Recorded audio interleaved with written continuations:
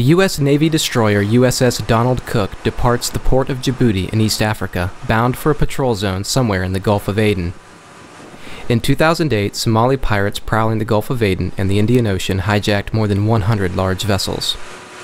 In the last 18 months, warships from more than 12 nations have converged on Somali waters to combat the pirates. These and other measures have finally had an effect, says the British officer leading the NATO counter-piracy fleet. Compared with last year, it's significantly down. He says between July and September last year, pirates captured 17 ships. In the same period this year, they captured only 1. Commodore Cheek says several factors account for piracy's decline.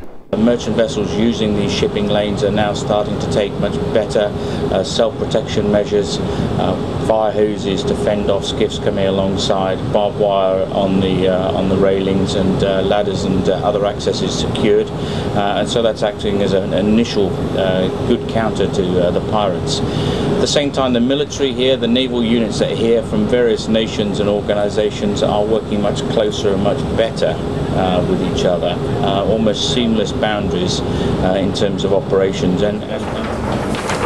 The Virginia-based Donald Cook, assigned to NATO, is halfway through a 6-month counter-piracy patrol on the Gulf of Aden.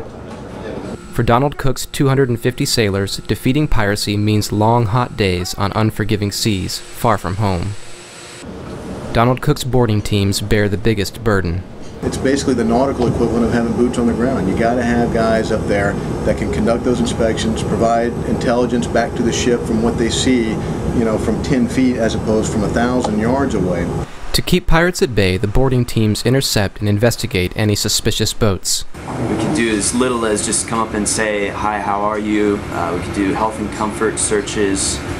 We could even search for things, illegal things like weapons or drugs or even people. With hijackings down more than 90% compared to last year, some officials worry that nations will lose their will to continue dangerous, expensive counter-piracy operations, thus allowing the sea bandits to regroup. Undoubtedly, the pirates will change their modus operandi. They may move somewhere else. They may move further south, away from the shipping lane. But for now, the international counter-piracy operation is going strong, despite the harsh conditions. And Somali pirates are mostly staying at home, to seafarers' great relief. David Axe for VOA News, on board the USS Donald Cook.